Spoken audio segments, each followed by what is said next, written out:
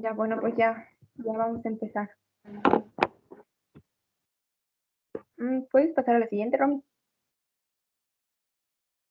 Bueno, ya les había dicho que trauma, la principal causa de muerte, es la principal causa de muerte en el segmento etario de menores de 40 años.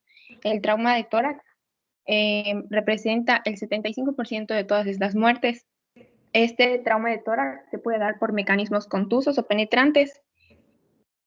Y la mayoría de estos traumas se van a controlar con maniobras simples y no van a requerir una resolución quirúrgica, a excepción del 10 al 15%.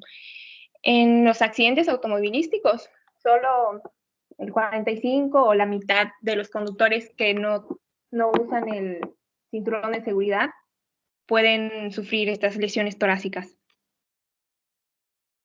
Siguiente, Romy. Entre las consecuencias fisiológicas de los traumatismos de tórax, pues vamos a tener que va a haber una hipoxemia, acidosis y hipercapnia. La hipoxia va a ser causada por la contusión, por un hematoma o un colapso alveolar. Estas se van a dar porque van a haber cambios en las relaciones de las presiones intratorácicas, ya sea por un neumotórax o una alteración que afecte la relación ventilación-perfusión. Si el paciente tiene un sangrado, es probable que la hipoxemia se dé por la misma hipovolemia.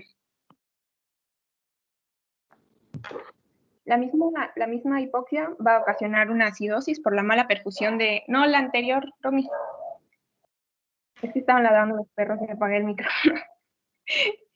La misma hipoxia va a ocasionar la acidosis por una mala perfusión de los tejidos y además por la acumulación intracelular de ácido láctico. La hipercapnia se va a dar por una mala ventilación en los pulmones, por los cambios en las presiones del tórax. Ahorita sí, siguiente. Bueno, cuando nosotros valoramos a un paciente que tiene trauma de tórax, la verdad es que no cambia mucho de la valoración del politraumatizado. Nosotros pues nos vamos a guiar por los algoritmos del ATLS con el ABCD de trauma. La revisión primaria de los pacientes con lesiones de tórax, vamos a tener especial, o sea, buscar las lesiones que puedan provocar, a ver, espérenme, porque ya me estoy revolviendo. Ahí voy. La revisión primaria. Está bien, dices, solamente para ubicarles por si te hiciste pelotas. La revisión primaria va a ir con la finalidad de encontrar las causas que pudieran poner peligro en la vida en el lugar donde ocurre el evento. Aunque la causa número 1 de pérdida de la vida en el evento en un trauma de tórax, prácticamente el que se murió se va a morir porque es el trauma de grandes vasos. Por eso ahorita que veamos, van a verse que no entra como una revisión primaria como tal, porque una ruptura de grandes vasos para fines prácticos se muere en el evento. Pero están las otras que ahorita vamos a ver, que son 5, que son los que podemos, o es nuestra intención de buscarla de manera intencionada. Adelante.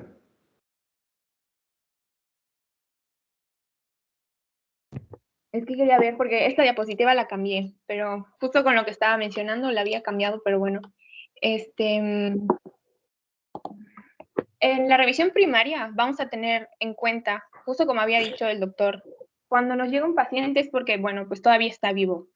¿Qué es lo que vamos a prever en esto? Pues que no se mueran. Vamos a tratar las lesiones que amenazan la vida, principalmente en los traumas de tórax, pues nos importa la vía aérea, las lesiones que tengan que ver o afecten la respiración o que afecten directamente la circulación, ya sea por el corazón o por los pulmones.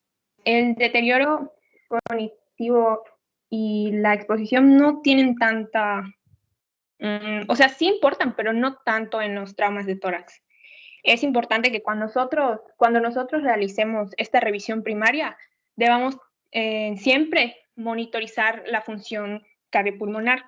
ya sea por la saturación de oxígeno, la tensión arterial y la frecuencia cardíaca. Siguiente, Romy. A ver. Bueno, habíamos visto, el ATLS lo divide de una forma y el Tintinali de otra, pero me pareció mejor explicado y que sea más comprensible para todos de la forma en la que lo tiene el ATLS. En las lesiones que pueden comprometer la vida del paciente y pueden ser detectadas en esta revisión primaria, de acuerdo al ABC del trauma. En la letra A, las lesiones que pueden eh, o causar las lesiones que pueden obstruir la vía aérea, o sea, comprometer la vía aérea, pues una obstrucción y una lesión en el árbol traqueobronquial. Estas, ahorita les voy a hablar de la obstrucción, pero es que como cambié las diapos ya no están iguales. Bueno, en cuanto a la obstrucción, esta se puede dar como el resultado de sangrado, edema o vómito que es aspirado en la vía aérea. Esta va a intervenir al ocurrir esta obstrucción, pues va a intervenir con el intercambio gaseoso, disminuyéndolo. Las causas por las que se puede dar esta obstrucción, pues pueden indicar una lesión laringea, cómo esta lesión se puede dar a través de un traumatismo torácico mayor, ya sea por un golpe directo al cuello o por la sujeción del hombro mal colocado, cruzado sobre el cuello. En cuanto a la dislocación posterior de la cabeza clavicular, se ha reportado casos en donde la dislocación de la clavícula obstruye la vía aérea, ocasionando pues la obstrucción. En el caso del trauma penetrante en cuello y tórax, pues se va a dar esta obstrucción por la lesión como tal y el sangrado. ¿Qué es lo que vamos a encontrar y buscar intencionalmente en la revisión primaria cuando estamos sospechando de una obstrucción? Inicialmente vamos a buscar que nuestro paciente la vamos a sospechar cuando nuestro paciente tenga un tiraje intercostal y supraclavicular. También vamos a revisar la orofaringe, tratando de buscar pues el cuerpo extraño o lo que sea que lo esté obstruyendo. Vamos a escuchar el movimiento de aire a través de la nariz, la boca y los campos pulmonares. Y en aquellos pacientes que pueden hablar, vamos a escuchar pues con atención, tratando de encontrar estridor, que podría hablarnos de una obstrucción parcial de la vía aérea superior o si hay un cambio en la calidad de la voz. En el cuello anterior vamos a palpar intencionalmente para ver si hay crépitos y como ya se había mencionado que una de las causas de obstrucción es la dislocación de la cabeza clavicular, pues palpar esa articulación. En cuanto al tratamiento o qué es lo que debemos hacer en primera instancia para resolver esta obstrucción, pues es una succión para limpiar la sangre o el vómito, pero esta va a ser una maniobra temporal porque nosotros lo que debemos hacer es colocar una vía aérea definitiva y en el caso de que la dislocación sea la causante de la obstrucción, pues vamos a tener que reducir la dislocación extendiendo el brazo del paciente. Ya, la siguiente, Romy.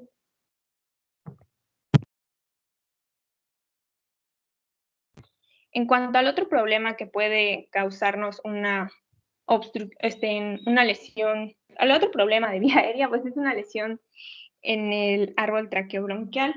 Estas lesiones, pues no son muy inusuales, ¿no? Pero si ocurren, pues son letales y muchos de los pacientes, pues mueren en la escena.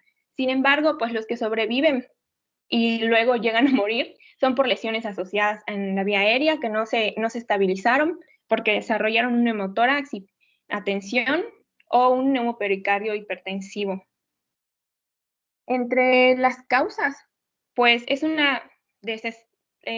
lo puede ocasionar una desaceleración rápida post-trauma cerrado, como ocurre en los accidentes automovilísticos, donde la lesión se da por un punto fijo o una persona que pues no se está moviendo cuando se une al área de movilidad. Las explosiones también pueden causar esta lesión porque generan una lesión en las interfaces del aire y líquido. El trauma penetrante, pues ya es, como puse en la imagen, literal que les dañen la tráquea. Y en el caso de la intubación, nuestro paciente pues puede llegar con una lesión o una laceración y nosotros al momento de intubar, pues logremos perforarla. Los pacientes con lesión del árbol traqueobronquial es común encontrar hemoptisis, efisema subcutáneo cervical. Esto se va a dar porque el aire va a penetrar debajo de los tejidos de la piel. Algunos van a presentarse con neumotórax a tensión. La cianosis es un dato ya tardío. El tórax se va a expandir, o sea, no se va a expandir bien. Y también se puede sospechar cuando intubemos al paciente y haya pérdida de aire después de la colocación de este tubo. Este se puede diagnosticar con broncoscopía, se puede confirmar el diagnóstico con broncoscopía. Y el tratamiento va a ser inmediato, tenemos que colocar una vía aérea definitiva, aunque el libro menciona que es una intubación difícil por la distorsión anatómica generada por el hematoma paratraqueal, por las lesiones orofaringeas o con la misma lesión. En los pacientes inestables, ahí sí ya hay que llevarlos a cirugía porque si no, pues, se van a morir. Ya, siguiente, Romy. Aquí vamos a, ya una vez que hemos valorado la vía aérea, o sea, la A, con los dos problemas que pueden matar al paciente, vamos a pasar a revisar la ventilación, los problemas respiratorios. Para esto nosotros vamos a tener que exponer completamente el pecho del paciente. Esta es la indicación. Luego vamos en caso de que nuestro paciente tenga un collarín, pues lo vamos a retirar y vamos a estar vigilando las venas. Estas acciones son para valorar cómo está, cómo está en sí la circulación y además cómo están los movimientos de la respiración si vemos que están afectados. También vamos a observar los movimientos de la respiración para valorar cómo son la calidad de estas. También se va a auscultar para identificar sonidos que puedan indicar un derrame o una contusión. A la palpación, pues vamos a ver si nuestro paciente tiene áreas de dolor, si hay crépitos o si hay anomalías para ver si tiene un tórax inestable. En cuanto a los problemas respiratorios que pueden condicionar la vida del paciente, pues están los neumotórax, tanto a tensión como abierto y como masivo. Siguiente, Romy. Solo como comentario aquí, para que no se les pase y les sirva una anécdota que fue real y que ocurrió aquí, en un hospital que no quiero decir el nombre, pero que está enfrente de la Facultad de Medicina. No dije de qué estado. Bueno, ya tendrán la imaginación. Estaba yo en ese entonces trabajando en ese hospital, hace muchos años, hace como 18 años o 17. Y llegó un paciente politraumatizado y se documentó que tenía una lesión abdominal quirúrgica. Se prepara para quirófano, se estabiliza de sus constantes vitales y ya listo todo, ¿no? Se pasa al paciente, se lleva en la camilla. Estaba estable de sus constantes vitales. Repito y aclaro esto porque lo que sigue está chistoso. Bueno, chistoso, está medio entretenido, curioso. Lo llevan al transfer y entre que lo pasan de la camilla de afuera, con el que iba afuera, y que lo pasan a la parte de adentro del quirófano, el paciente se choca y se muere. Lo único que ocurrió fue que el paciente lo cambiaron de la camilla y lo pasaron a la camilla de quirófano. Teorías, ¿qué ocurrió? Pues es Ustedes que son, varios a de los ver, si traumas, fueran peritos médicos, ¿qué ocurrió allí? ¿Qué pasó? Solo esos datos, los únicos datos que había, se los doy. Esos fueron los que ocurrió. Sí, eso fue lo que ocurrió. A ver, adelante.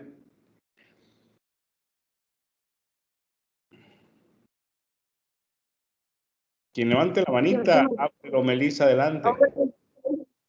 que muchos de los traumas de no se presentan al inicio. Entonces, por eso siempre hay que estar monitoreando al paciente, porque varios de estos tienen una instalación lenta. Entonces, el paciente puede estar bien, pero puede estar inestable al otro ratito. ¿Y qué habrá Es muy pasado probable. en ese paciente? Teorías de lo que pudo haber ocurrido, porque el paciente se murió. Pues pudo haber tenido una motora. ¿Mm? Hablen, hablen, hablen. Steffi, adelante. Bueno, tal vez podría pensar que el paciente tenía tórax inestable, no sé, alguna costilla fracturada, y en que lo movieron, no sé, perforó corazón o pulmones, algo así. No, porque ahorita que veamos horas inestables se van a dar cuenta o nos vamos a dar cuenta que el tórax inestable como tal hay una disociación por completo de la mecánica ventilatoria. Lo que pudiera haber ocurrido, o sea, lo que yo traduciendo lo que dices, es que si hubiera una fractura muy baja, que hubiera ocurrido una lesión por la fractura en un órgano abdominal, que pudiera ser, o sea, sí es cierto, pero el paciente ya lo iban a intervenir porque había tenido un problema abdominal, entonces yo creo que ahí no hubiera sido el problema. ¿Quién da más? A ver, Vincent. Un sangrado intraabdominal que no fue detectado porque puede ser que no le hicieron un ultrasonido para ver si hay líquido libre. Se le hizo FAS y se había encontrado líquido libre en cavidad y esa fue la razón para intervención. Pero se estabilizó y todo estaba bien, repito, constantes vitales normales. Lo único que ocurrió, y ahí estoy dando la clave para que ustedes echen a volar su imaginación, lo único que ocurrió fue que lo cambiaron de la camilla donde estaba y lo pasaron a la otra camilla. Hicieron un salto del tigre. ¿Qué pasó? ¿Qué habrá ocurrido? A ver, Melissa. No, tú no, porque estás dando la clase, tú no, tú no. Puede. Adelante. Okay. Doctor, no había escuchado muy bien el caso al inicio porque me hablaron, pero lo último que alcanzó a decir, o sea, pensé en que podría haber sido una ruptura de algún vaso, que al moverlo, pues podría ser que estuviese contenido esta ruptura por algún hematoma, o sea, en cuanto a la ruptura de la aorta, normalmente pues lo que pasa es que hay como que un taponamiento por el hematoma mediastinal o por la capa de la adventicia. Entonces, al mover o manipular a algunos pacientes, estas se tienden a romper y pues hay un sangrado masivo. Pudo haber sido eso, sí, cierto, dentro de las teorías sí, pero eso hubiera sido más aparatoso porque incluso con mover los santitos se rompen. Pero bueno, las teorías que tienen son acertadas y específicamente lo que ocurrió con ese paciente, y es a lo que voy para que ustedes no se les olvide, es que cuando vean un paciente politraumatizado, por favor, revísenlo por delante, por los lados y por atrás. Este paciente tenía una herida penetrante en tórax, estaba como un neumotórax cerrado, porque la herida estaba siendo tapada por la camilla. Al momento que lo quitan de la camilla, la herida, de ser un trauma cerrado de tórax, hace un abierto y obviamente el paciente ya con una falla de sus constantes vitales previas por el sangrado que tenía a nivel intraabdominal, pues se chocó en un 2x3 porque hizo un neumotórax abierto. Ahorita que lo vean por allá, lo veamos, van a entender la razón. ¿Cuál es el comportamiento del neumotórax abierto? Y pues de eso se murió. Moraleja, resumen, revisen a su paciente por delante y por detrás. Nunca confíen en un politraumatizado en donde pueda tener heridas. Tan, tan. Es historia real, ¿eh? No es inventada, es real. Me recordó a esos, como que esos enigmas de que una persona está en el bosque tirada y no hay nada alrededor. ¿Qué pasó? Como que ese es el Así misterio. es.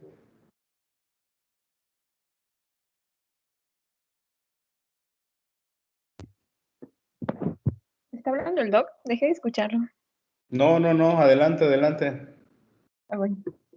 Bueno, en cuanto al neumotórax a tensión, se desarrolla cuando se filtra el aire a través de una válvula unidireccional desde el pulmón a través de la pared del tórax.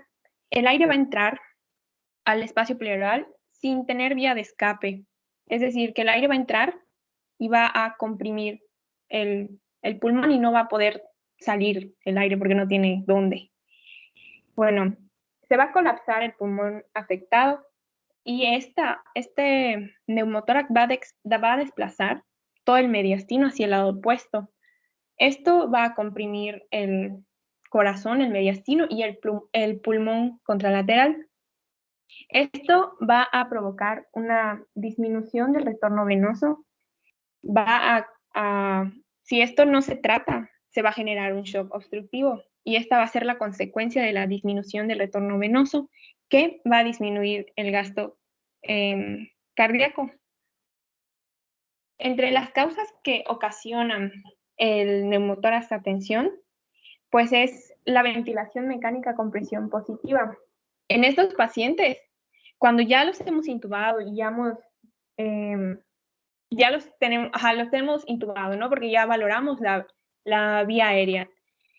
Si nuestro paciente, obviamente no lo vamos a saber al principio, pero no sabemos si nuestro paciente tiene una lesión pleural visceral y nosotros le vamos a pasar el oxígeno con presión positiva.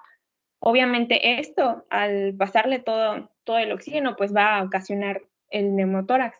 También se puede dar ya por varios intentos de la colocación de un catéter subclavio o uno yugular interno y un neumotórax simple se puede complicar a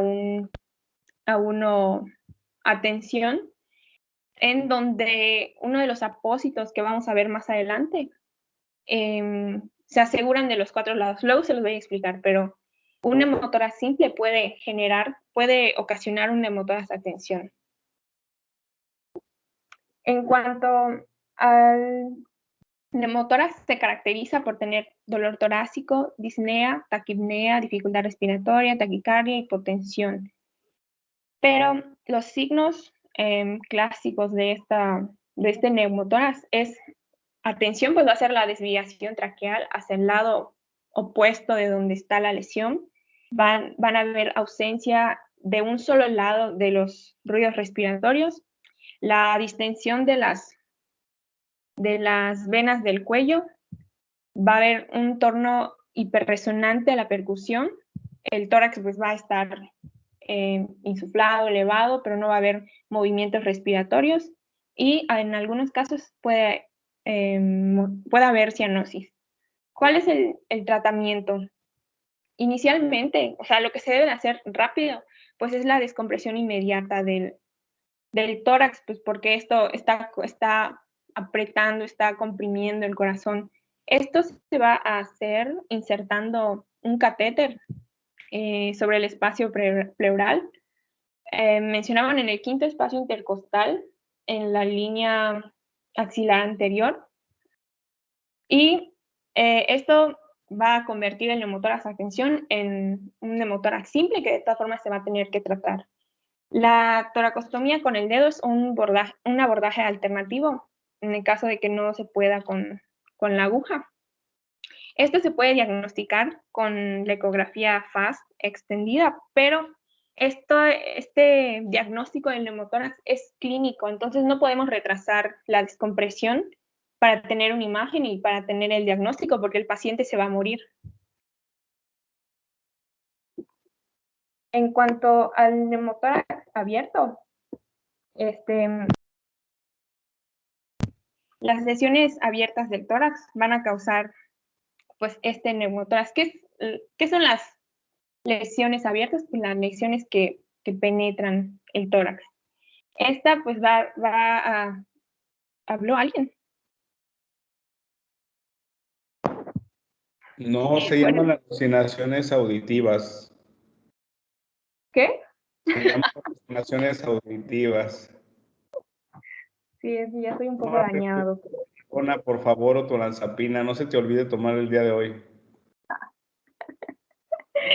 Bueno, en el neumotórax abierto, pues se van a equilibrar la presión intratorácica con la atmosférica, porque cuando los pacientes tienen un neumotórax abierto, inhalan la presión intratorácica negativa, que es pues común, o sea, es la presión que hay en el tórax, generada por la inspiración, hace que el aire fluya a los pulmones a través de la tráquea y simultáneamente por el espacio intrapleural a través de la lesión o el defecto de la pared.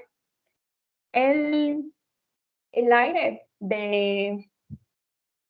que entra, si la lesión es 2/3 el diámetro de la tráquea, va a entrar principalmente por ahí, ya no va a entrar por la tráquea.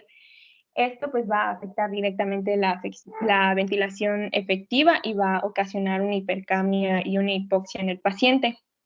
El cuadro clínico, lo que vamos a notar pues cuando vemos al paciente, pues va a haber dolor, dificultad respiratoria, taquipnea, a la auscultación los ruidos respiratorios van a estar disminuidos del lado afectado y se va a escuchar el movimiento del aire a través de la lesión de la pared torácica. El diagnóstico pues se confirma con radiografía o con ultrasonido, pero no hay que tratar el neumotórax abierto. Inicialmente, el neumotórax pues abierto lo detectan los paramédicos. Muchos de ellos, si son listos y están pues instruidos, van a poner un apósito oclusivo. Este apósito pues puede ser una gasa petrolada, ¿no? En donde está la lesión, pues su intención es tapar y para generar una válvula unidireccional. Cuando los pacientes que tienen esta lesión en el tórax inspiran, esta válvula lo que va a hacer es pegarse a la pared y ya no va a permitir que entre el aire. Cuando el paciente expire y saque el aire, pues el aire va a salir en una sola dirección. Este es temporal y hay que fijarlo solo en 3 lados, porque ya les había dicho que si se fija en 4 puede generarse un neumotórax a tensión y ahí sí comprometer la vida del paciente. Para que esto no ocurra, pues solo debemos fijar el apósito en 3 de sus bordes y ya. Obviamente esto tiene que repararse con cirugía. En cuanto al neumotórax masivo, es la acumulación de más de litro y medio de sangre en la cavidad torácica. Esta se da por una herida penetrante o por un trauma cerrado. Está ocasionada por la hemorragia de los vasos sistémicos biliares, o en el caso de que tal vez no sea de estos vasos, pero pueden ser por los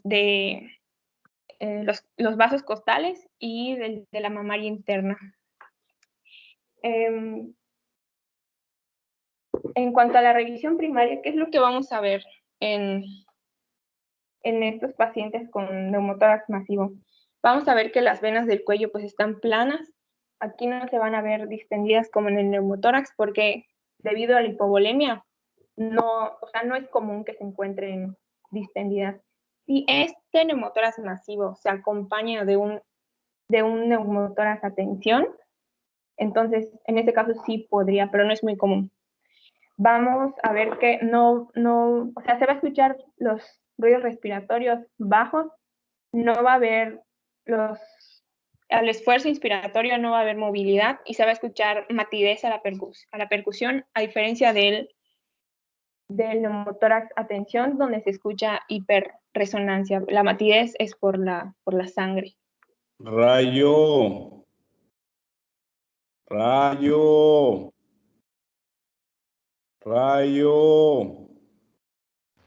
Mande. Ese Rayo solamente me vio la cara el día de hoy.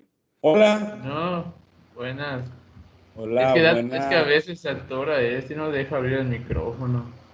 Ajá, se va la luz de aquí a donde estás, ¿verdad? Sí. Sí. Ajá, sí. Oye, Rayo. Mande. Dime 5 entidades que obviamente tenga traumatizado, ¿no?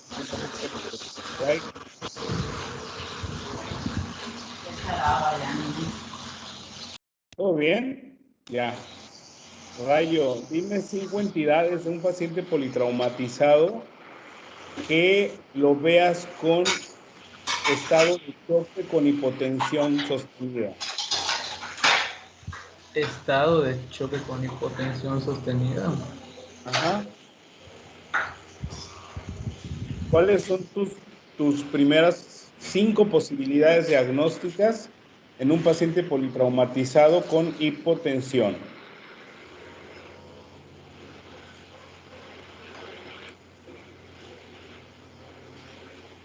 No sé. No sabes. A ver, Andrés Delgado. Hipovolemia. 1, choque hipovolémico. Muy bien. Faltan 4. No sé si aquí mismo entran las hemorragias internas. Dale nombre. Un hemotórax. Hemotórax masivo. 2. 0. Y estoy pensando. Taponamiento. Tamponade. Perfecto. ¿Quién lo dijo? Y yo, Melissa. Ah, no, tú no lo hables. Tú no hables. Ya les dijiste otro, un tamponade, cierto. Faltan 2. Los que escriben no tienen micrófono. Dianey. Bueno, estaba pensando en un choque neurogénico, por ejemplo. ¿Estás bien? Perfecto, muy bien. 4. Eso es lo mismo que dijo Dami. Perfecto, o sea, los englobo en la misma. 4, falta 1. 1. Un paro circulatorio. Una, ¿Cuál? Un paro circulatorio. Ah, caray, ¿eso cuál es? Yo había visto que podría ser como una fibrilación ventricular, una sistolia. No, entonces sería un trastorno del ritmo, pero no. Yo sé que tiene ganas y se muere Vincent de contestar. Una disección aórtica puede ser. Madre santísima, te fuiste. Ah, ok, te lo valgo. Algo más sencillo que eso, Vincent.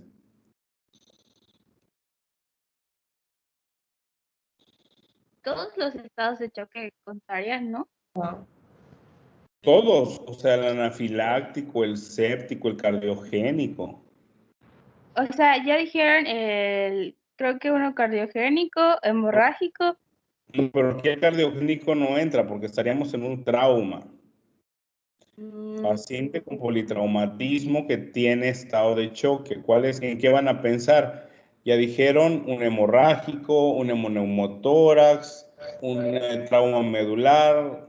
Una laceración de la aorta. NADE, ok, lesión de grandes vasos, pero hablando de los traumas de tórax, Ok. pues también entraría y manifestaría como datos de choque el neumotórax a tensión, porque va a colapsar toda la precarga y por lo tanto al no tener precarga no va a tener una bomba que el cual se llene de sangre y se va a comportar como un estado de choque sin que sea choque. Pues quieres que sea Sería choque obstructivo, ¿no? Que se vendría manifestando como un obstructivo porque ahí estaría tapándose la precarga.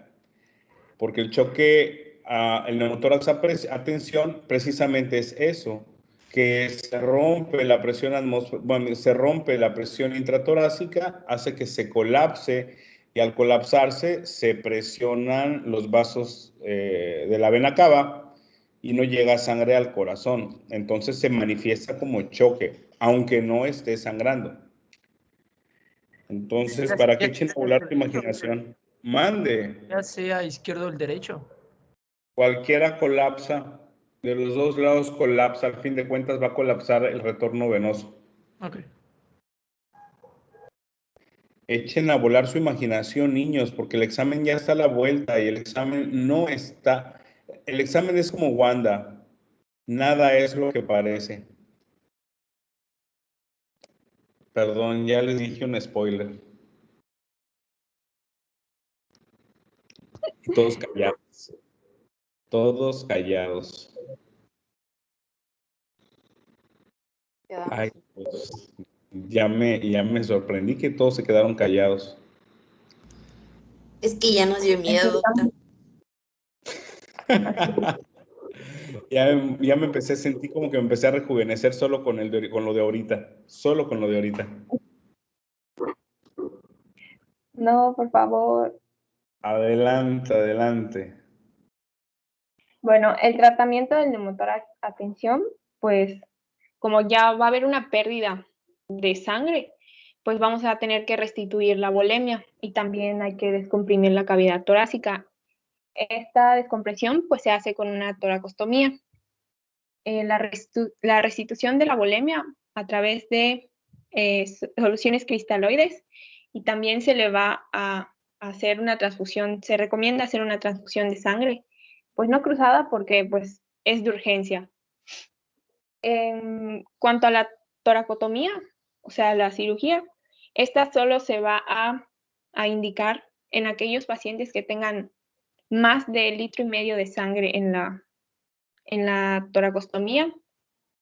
Para hacer el diagnóstico de que ya es un neumotórax masivo, pues sí necesitamos los 1,500 mililitros de sangre, pero eso también es una indicación para la toracotomía.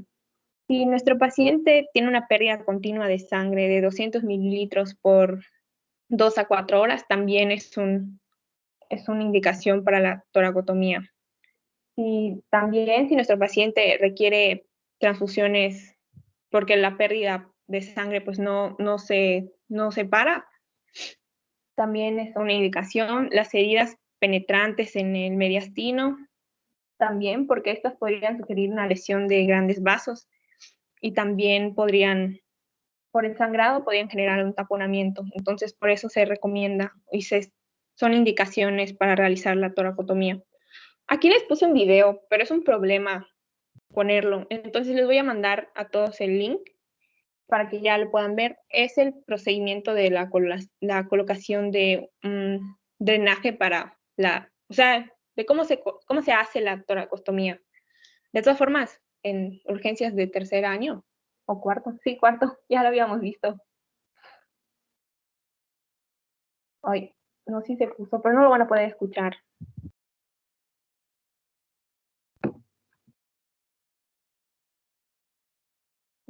¿Cómo cambió? Bueno, este cuadro se los puse nada más para ver las diferencias entre el neumotórax a tensión y el neumotórax masivo. En ambos, los ruidos respiratorios pues, van a estar disminuidos. En cuanto a la percusión, el neumotórax a tensión pues, va a estar hiperresonante, en cambio el neumotórax masivo pues no por el contenido de sangre y líquido. La posición traqueal no es común que en el neumotórax masivo se mueva el mediastino, pero pues sí puede pasar, ¿no? Pero no es muy común, es más común del neumotórax a tensión. Las venas del cuello, ya les había dicho que en el neumotórax van a estar distendidas por la presión intratorácica. En cambio, en el neumotórax, por la misma hipovolemia, pues pueden que no se vean las venas. En cuanto al movimiento torácico, en el neumotórax masivo va a estar móvil, van a continuar los movimientos de respiración. En cambio, en el neumotórax a tensión, pues esto no se va a dar porque el tórax va a estar lleno de aire. Ya que valoramos toda, o sea, la vía aérea, la respiración, vamos a comenzar a valorar los problemas y las lesiones circulatorias. Inicialmente, vamos a ver si la piel tiene manchas, cianosis o palidez. Vamos a valorar las venas del cuello. Con la auscultación, pues vamos a escuchar la regularidad y la calidad de los sonidos del corazón. También se van a evaluar los pulsos, la temperatura de la piel, un constante monitoreo de la presión arterial y de la oximetría, al igual de el electrocardiograma. El neumotórax masivo también entra como uno de los problemas circulatorios que pueden comprometer la vida del paciente. Además de eso, el taponamiento cardíaco y el paro circulatorio traumático podrían comprometer la vida del paciente.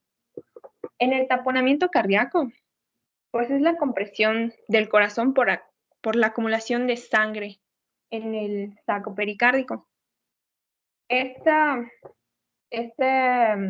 taponamiento pues va a ocasionar una disminución del gasto cardíaco, porque en el taponamiento cardíaco sabemos que el saco pues es fibroso, fijo, no se expande.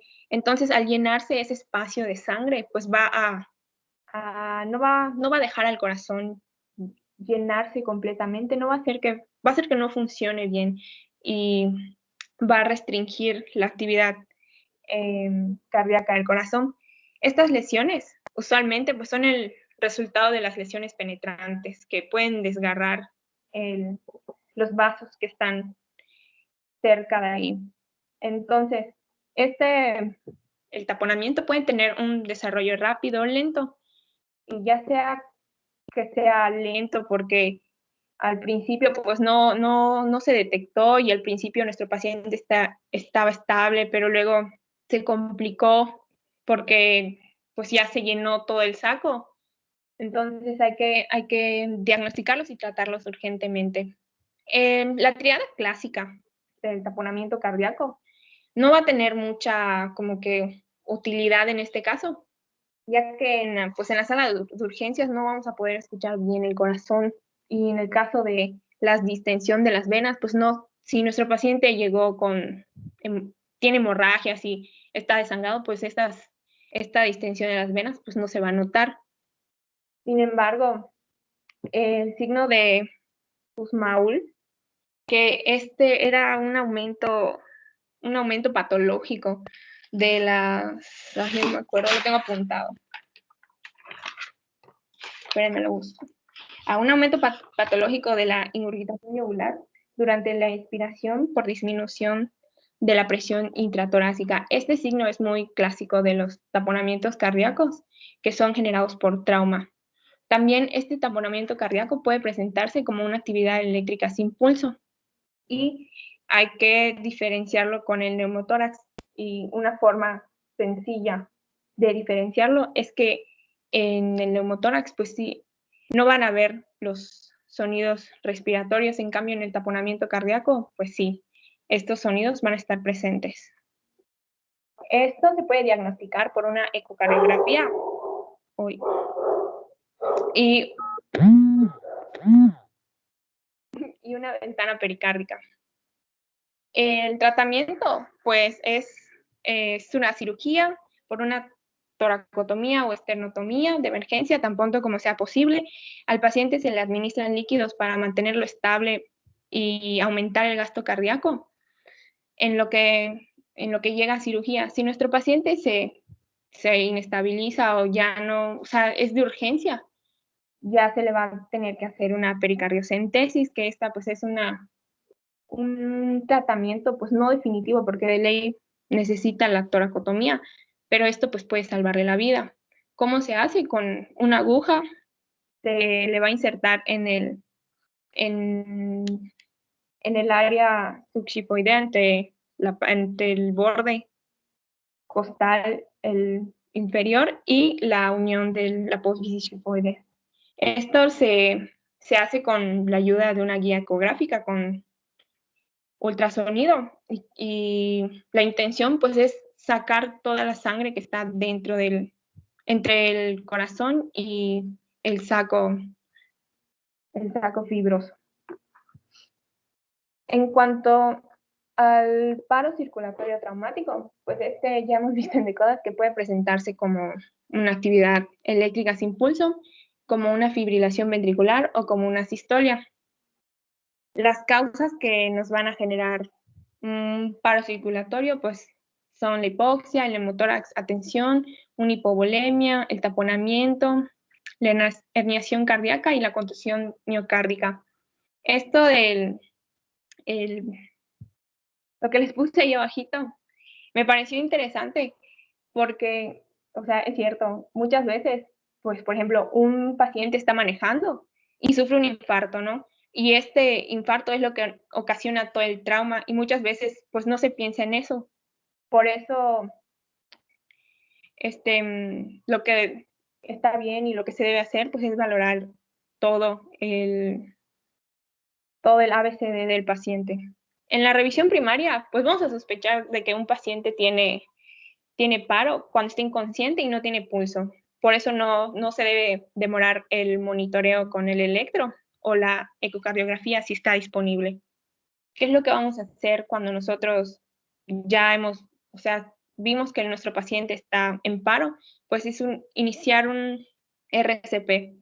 Como es un paciente pues politraumatizado, hay que asegurar la vía aérea colocándole un tubo endotraqueal. Se le va a pasar la ventilación al 100%.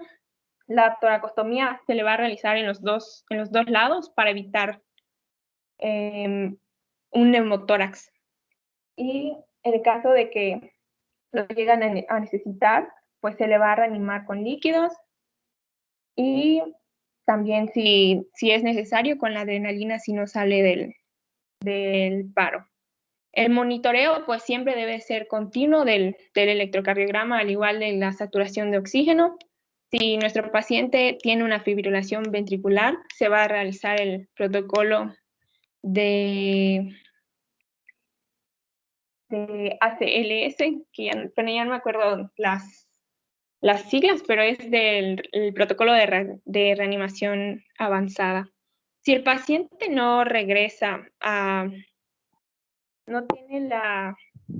si el paciente no sale del paro, se le va a tener que hacer una toracotomía, pero eso lo hace el cirujano. Si no hay cirujano y nosotros estamos sospechando del taponamiento cardíaco, se va a hacer la pericardiocentesis con la aguja. O sea, nosotros ya en sí, como tal, es hacer todo el soporte vital avanzado que nosotros ya conocemos. El ATLS pone este esquema sobre cómo, qué realizar, ¿no? Y en qué momento.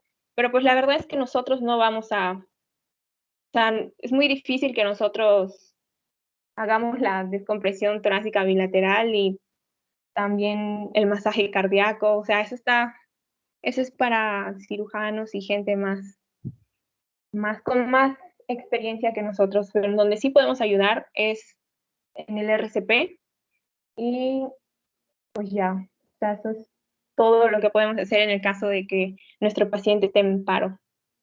O sea, eso no lo podemos hacer yo como urgenciólogo. Usted sí, doctor, nosotros como internos no. Como internos, pero todavía ni saben si van a ser internos. Los que llegaron a ser internos sería la oración correcta. Los que lleguen a ser internos. Así ya de derecho, ya así todo con esa voluntad. Me gusta tu actitud, muy bien, Melissa, me gusta tu actitud.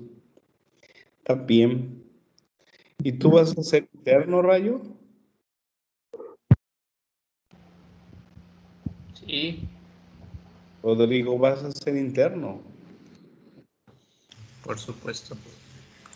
Vincent, ¿vas a ser interno? Ah, oui. Jocelyn, ¿vas a ser interna?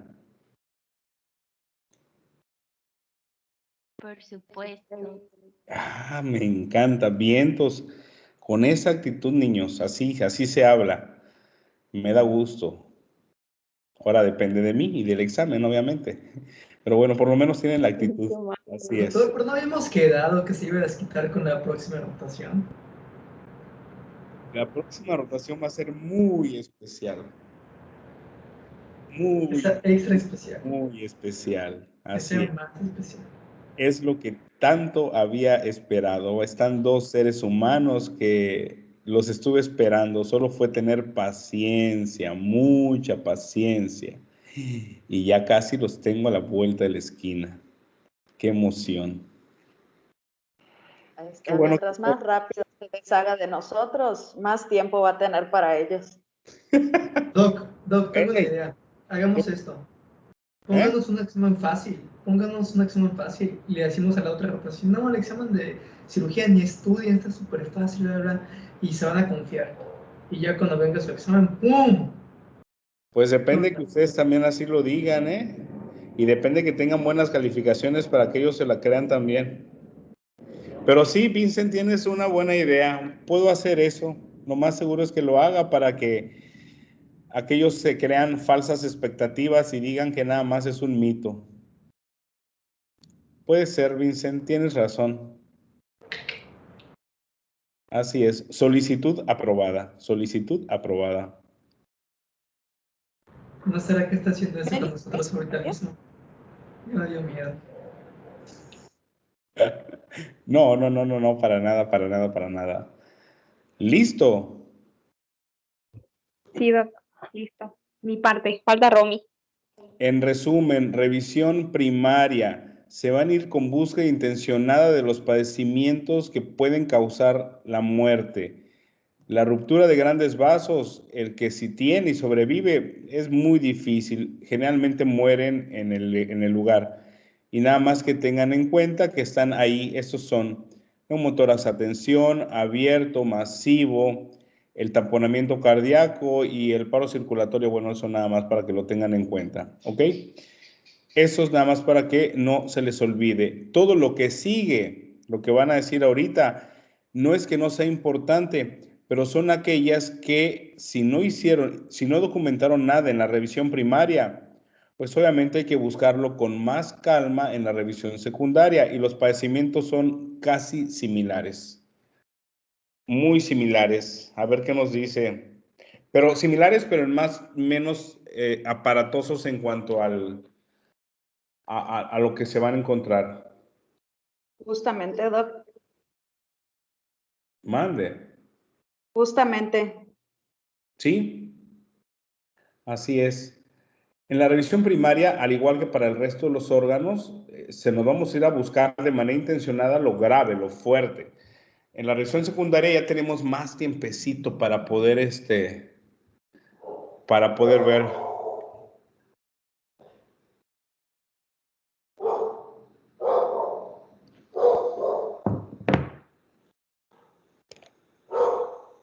¿Se puede ver?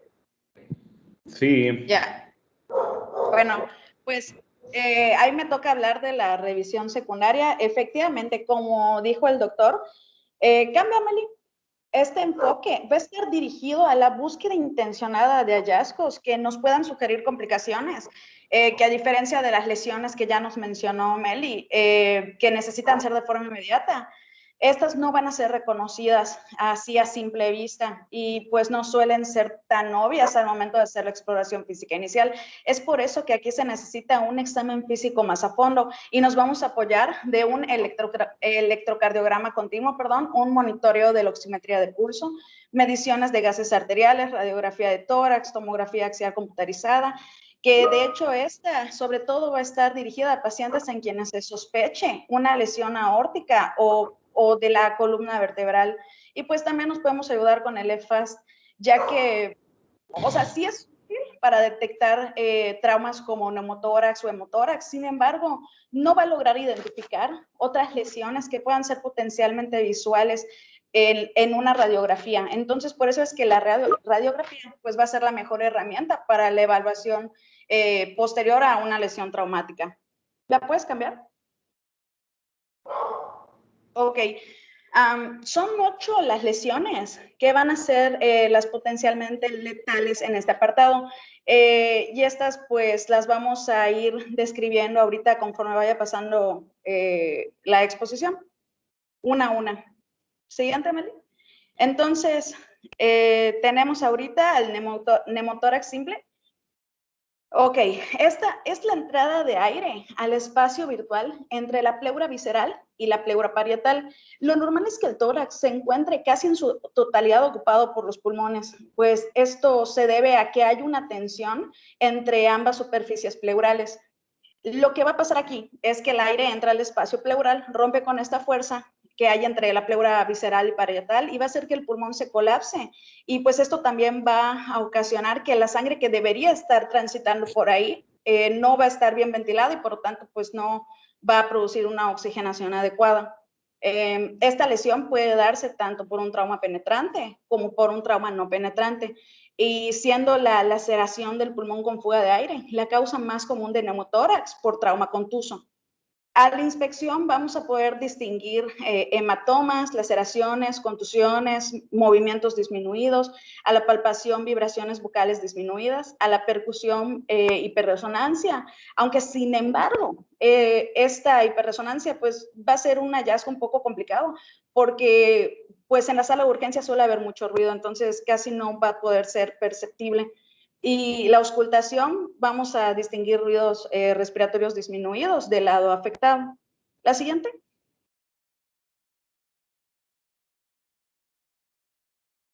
Bueno, en este caso, la radiografía de tórax en aspiración y de pie nos va a ser de mucha ayuda para el diagnóstico. Obviamente, pacientes que tengan politraumas contusos, pues no son candidatos a esta, a diferencia de los traumas que son penetrantes, donde el paciente tiene un poquito más de movilidad para poder efectuarla. En cuanto al manejo, pues va a constituir en la colocación de un tubo de tórax, esta a nivel del quinto espacio intercostal por delante de la línea media axilar y conectándolo posteriormente a un sello de agua con o sin succión. Y pues esto se debe realizar lo más pronto posible para evitar que pueda haber un neumotórax. Atención, como ya mencionó Meli. Lo anterior, o sea, lo más correcto es que a lo anterior se le tome una radiografía de tórax, esto con el fin de que podamos evaluar que se haya colocado correctamente y haya también una correcta expansión del pulmón. La siguiente. Ok, en cuanto al hemotórax, pues este es un tipo de derrame pleural, pero en el que se acumula sangre, en la cavidad pleural. Pues vamos a tener que la principal causa es una laceración del pulmón, grandes vasos, vasos intercostales o una arteria mamaria interna. El producto de un trauma penetrante, una contusión, es lo que lo va a causar. El sangrado usualmente es autolimitado y no va a requerir de intervención quirúrgica. Sin embargo, si el drenaje supera los 1.500 mililitros de sangre, a la hora de que se coloque el tubo de tórax, pues eso sí va a ser indicación de la presencia de un tórax masivo y pues ya está de acuerdo al estado hemodinámico del paciente, pues ya se requerirá de una intervención quirúrgica, pues ahora sí que a consideración del equipo de trauma. Pues en la inspección vamos a notar movimientos disminuidos, pues tenemos que hacer una búsqueda de lesiones penetrantes, como nos había comentado el doctor. A la palpación vamos a encontrar vibraciones disminuidas, a la percusión matidez del lado afectado y a la auscultación murmullo vesicular abolido. ¿Cambio? Ok, aquí también la radiografía de tórax en posición supina, pues va a ser el método diagnóstico ideal, ¿no? En ella se va a poder identificar que hay una opacidad que va a ser homogénea del lado afectado. Y en cuanto al manejo, va a ser la colocación de un tubo de tórax de 28 a 32 French. Esto va a ser con la utilidad de que se pueda evacuar la sangre y fluidos y así se pueda ejercer una mejor evaluación del paciente para ver si no hay posibles lesiones en el diafragma. Siguiente. Ok, en cuanto al tórax inestable y la contusión pulmonar, pues tenemos que el tórax inestable ocurre cuando un segmento de la pared torácica no tiene continuidad ósea con el resto de la caja torácica. Esto es consecuencia de un trauma que va a estar asociado a fracturas costales o incluso a una separación costocondral de una costilla con el tórax, ¿no? En cuanto a la contusión pulmonar, es un golpe en el pulmón causado por un trauma torácico. En este se acumula sangre y otros fluidos y el pulmón, o sea, se va a hacer como el doctor había explicado, como pasaba en el traumatismo craneoencefálico, que va a haber como una mezcolancia entre la sangre y el tejido del pulmón y va a interferir con la ventilación y va a causar una hipoxia. Esto radiográficamente se verá de color blanco, incluso en una gasometría, va a ser similar a un síndrome de insuficiencia respiratoria aguda. Lo único que las va a diferenciar son los mecanismos por los cuales se llevaron a cabo. Y es por eso que a esta lesión también se le puede conocer con el nombre de SIRA traumático. Puede ocurrir con o sin fractura de costillas y es sobre todo muy probable en pacientes jóvenes, ya sea que no tengan una completa osificación o porque son demasiado menuditos y cuando se les da un golpe, pues se les puede provocar una contusión pulmonar. Y pues en adultos esto va a ser más bien causado por fracturas costales. Y dentro de este apartado de las lesiones potencialmente letales es la más frecuente. El movimiento de la pared torácica va a estar limitado y por lo tanto, normalmente deberíamos ver movimientos anormales, pero como ya expliqué que está limitado el movimiento, pues no se van a poder distinguir adecuadamente y van a estar restringidos los movimientos y va a haber crepitantes a la palpación. La siguiente. El manejo va a consistir en la administración de oxígeno humidificado, una ventilación adecuada y si la hipoxia resulta ser significativa, como en las medidas que tenemos ahí, una presión parcial de oxígeno menor a 60 o una saturación menor de 90, ya se va a requerir un manejo de intubación y ventilación. Va a ser igual manejo con reanimación de líquidos y analgesia. Esto sí, la analgesia va a servir sobre todo para poder mejorar la ventilación y realmente esta analgesia va a depender mucho del grado de dolor que esté sintiendo el paciente y dependiendo a ello vamos a poder decidir si damos narcóticos intravenosos o anestesia local. ¿No?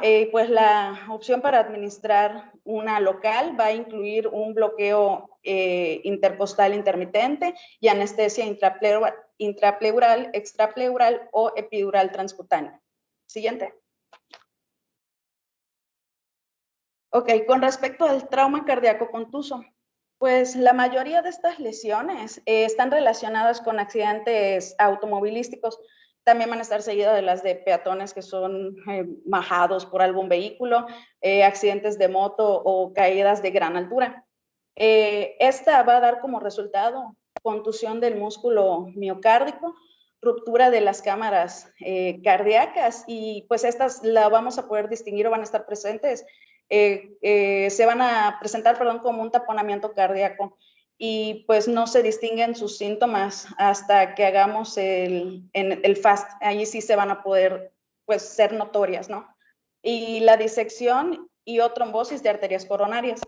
Las manifestaciones clínicas que van a presentar van a ser dolor o molestia en el pecho, hipotensión, arritmias, anomalías en el movimiento de la pared, y esto igual con una ecografía bidimensional va a poder ser más notorio, y cambios en el electrocardiograma, pudiendo incluso indicar un infarto agudo al miocardio. Y esto va a suceder porque un golpe severo en las fibras del miocardio se pueden dañar a tal grado de traducirse en muerte al miocardio, por lo que electrocardiográficamente se va a ver igual. Y por eso, igual que a la contusión pulmonar, a este se le conoce con el nombre de infarto traumático.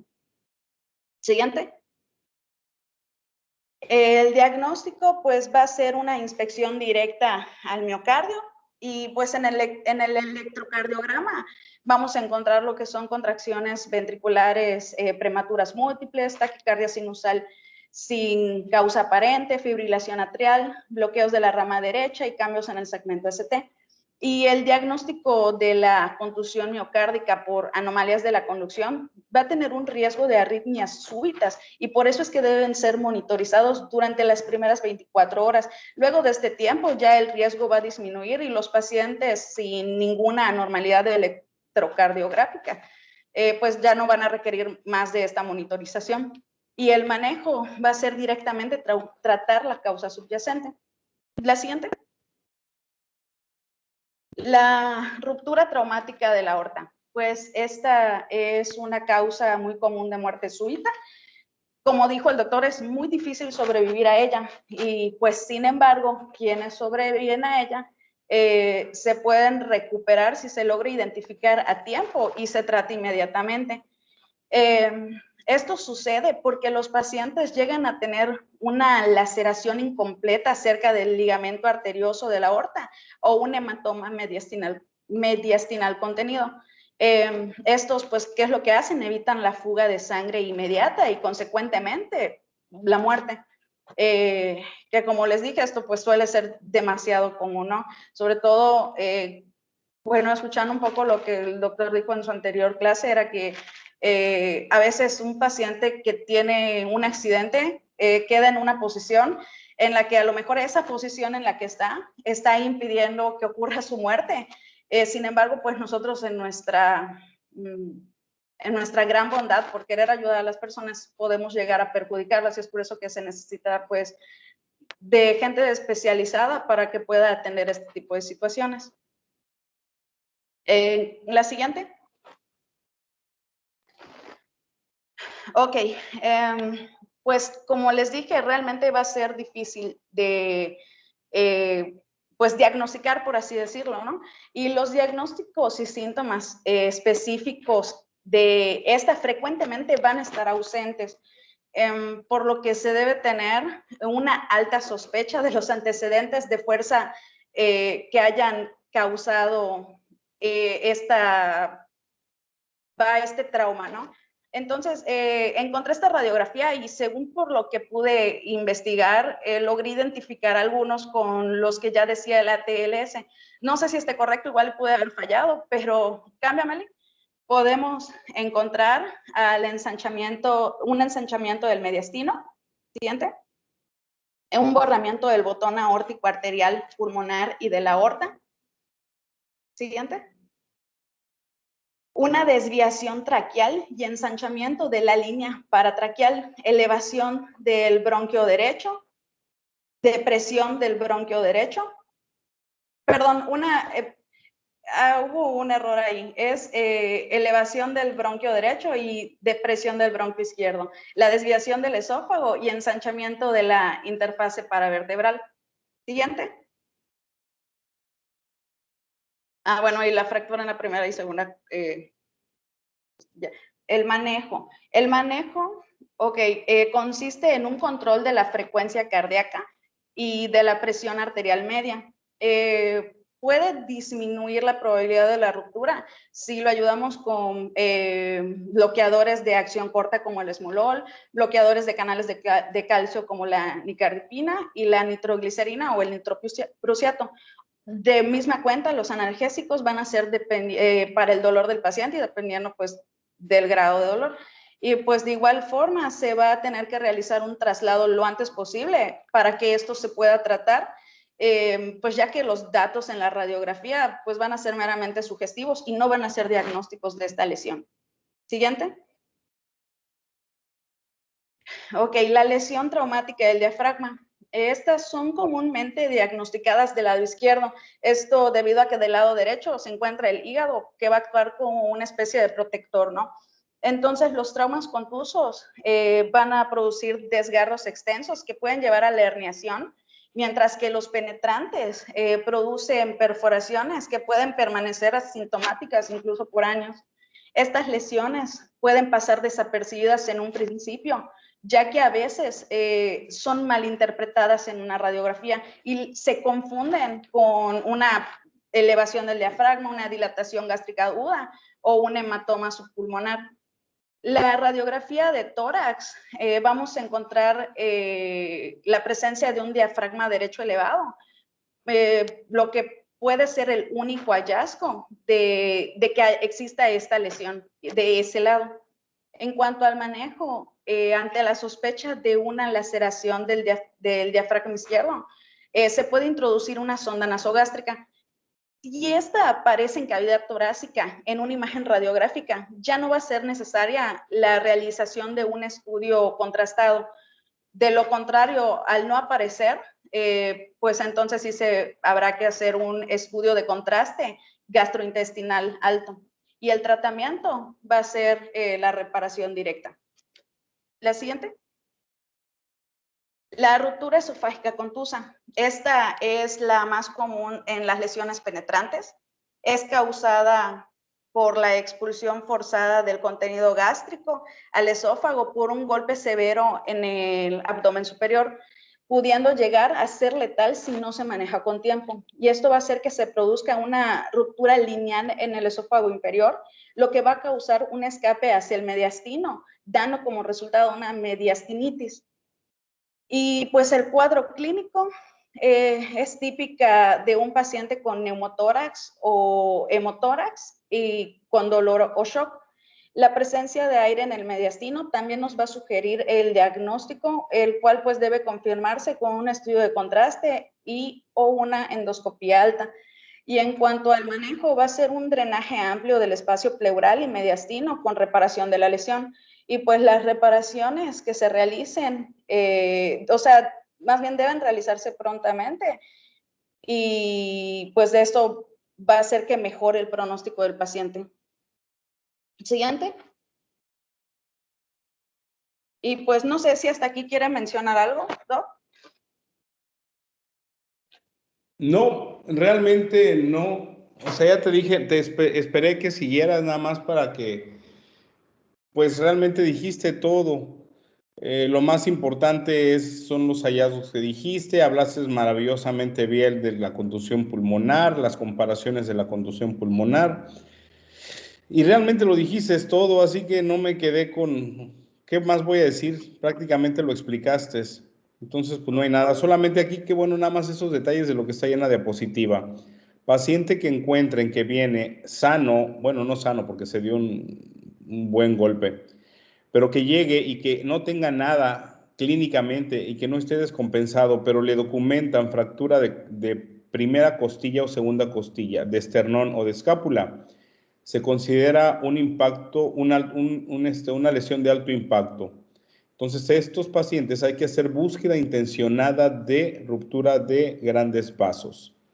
Es nada más para que lo tengan en cuenta. Si tiene un enfisema subcutáneo, pero el paciente está estable, hay que ir con búsqueda intencionada de lesiones de la vía aérea. ¿Ok? Entonces, solamente son los detallitos que hay que tener presentes, pero lo demás lo dijiste prácticamente todo. Sí, y de hecho, ahorita que lo mencionan, ya solo faltan como 3 diapositivas. Y termino que son estas las que siguen. Y pues en cuanto a otras manifestaciones de lesión torácicas, pues como vimos van a existir lo que es el efisema subcutáneo, la lesión por aplastamiento y fracturas de costillas, esternón y escápula. Siguiente. Y pues nada más estas son más rápidas. El efisema subcutáneo puede ocurrir por lesiones en la vía aérea, pulmón o lesión por exposición, aunque esta última realmente suele ser muy rara. No requieren tratamiento, sin embargo, pues debe conocerse cuál es la lesión subyacente y poder darle un tratamiento a esta. Se debe considerar la colocación de un tubo de tórax en el lado del efisema subcutáneo en caso de que se desarrollara una hemotórax de tensión. La siguiente. La lesión torácica por aplastamiento, pues los hallazgos que se asocian a esta van a ser la plétora del tronco superior, cara y brazos con petequias, temporal de la vena cava superior, y pudiera haber hinchazón o incluso edema cerebral, y el tratamiento va a ser dirigido nuevamente hacia las lesiones asociadas. Siguiente.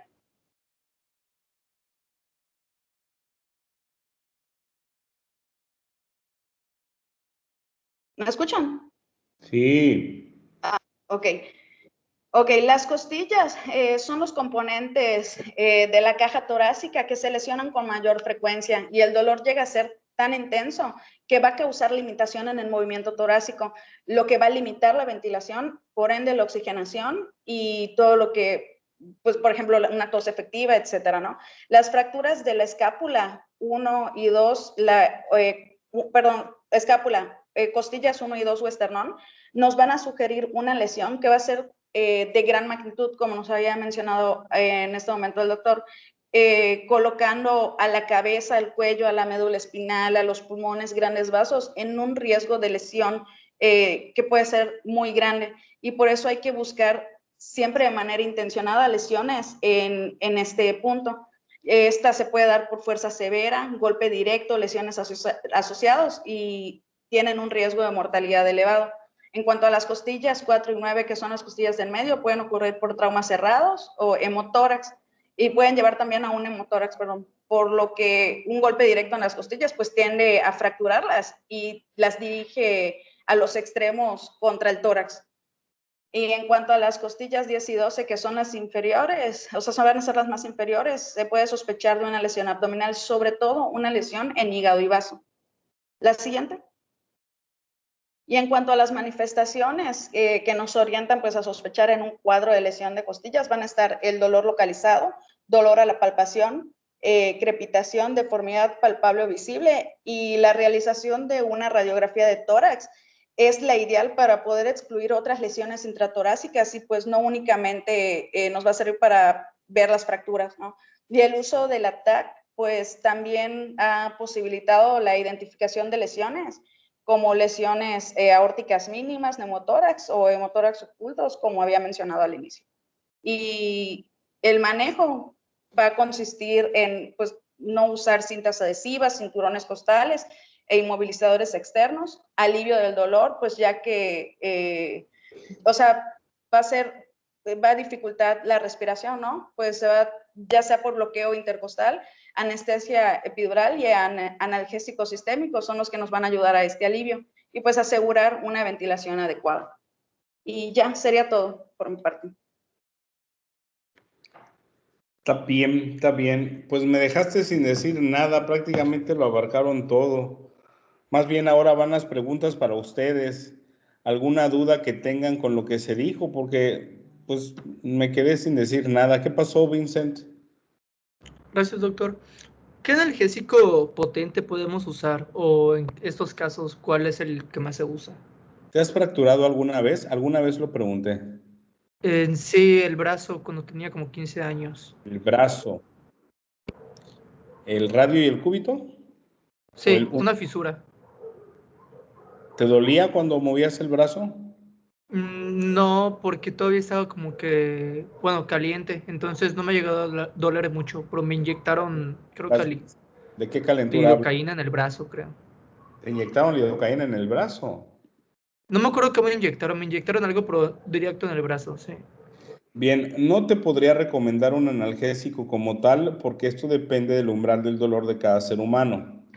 A mí, yo que soy muy chechón y que soy bien collón para el dolor, me fracturé 2 costillas y me tuvieron que dar Celecoxib, paracetamol y parches de buprenorfina. A mí. Oiga, pero ¿el Celebrex sí le quita el dolor? Sí. Ay, sí, a mí no. un montón. Generalmente el Celebrex ayuda y funciona maravilloso para cuando son enfermedades meramente del sistema musculoesquelético. Cuando es un problema así específico de allí, sí ayuda un montón. Para otros tipos de dolores, pues no creo, ¿no? Los viscerales no actúa tanto, es más para los de tipo somático, específicamente para sistema musculoesquelético y funciona muy bien. Pero entonces a lo que voy con la respuesta, Vincent, es que realmente va a ser, depende del umbral del dolor de cada ser humano. Pero si el paciente viene con un trauma y no puede, pues le duele todo, ¿cómo sabes qué umbral tiene? Pues lo tienes que manejar con la capacidad para que el paciente no comprometa la mecánica respiratoria. Va a ser un punto de partida en el cual lo vas a valorar. Porque ¿Y cada cuánto se valora su respuesta al dolor del analgésico? Que el paciente tenga la capacidad y no se queje. Porque si hay quejido cada vez que hay problemas respiratorios, ese paciente se va a cansar. O por puro acto reflejo va a ser una respiración superficial. Entonces va a ser tu parámetro. Tienes que tener al paciente en buenas condiciones para que él tenga la capacidad de respirar. Ahora, si esto no puedes, lo vas a terminar sedando e intubando, que es lo que pasa con los tórax inestables. Entonces, cuando nos llegue este tipo de pacientes, no tenemos, digámoslo así, estrictamente que suprimir el dolor, sino lo suficiente para que no haga un esfuerzo respiratorio. Sí, mayor. tu visión va a ser el llegar a que no se comprometa la mecánica respiratoria. Ah, ok. ¿Está bien? Sí. Una preguntita, algo no me quedó muy claro. Nervios intercostales duelen un montón, ¿eh? Ok. Mande. O sea, una vez que administramos cualquier analgésico, imagino que depende del analgésico, pero ¿cuánto tiempo tiene que pasar para que digamos, no, el paciente siempre así no lo aguanta no más de y hay 30 que minutos. cambiarlo? Ok, No más de no más de 30 30. minutos. Si son cuestiones dinámicas que se hacen en el momento. Ok. Ok, gracias, Doc. Dale. ¿Algo más?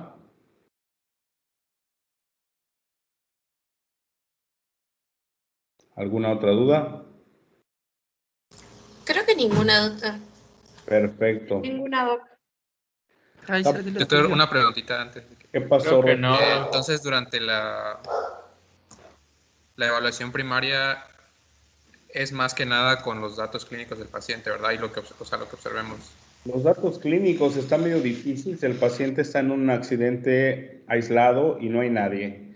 En ocasiones solamente vas a ser tú y el paciente y lo que encuentres por clínica. Por eso ahí tienes que ser. La revisión primaria es así con los ojos bien abiertos y con tu mente pensando en todas las complicaciones. Ok, gracias. Ok. Está bueno, niños. Rayo, ¿qué pasó? ¿Nada? No, nada. Todo bien. Está bien. Está bueno. Entonces nos vemos el jueves. Jueves. El jueves. Sí, Está bien, gracias. Perfecto. jueves. Así es. Y Nos gracias vemos, por Doc. el estímulo para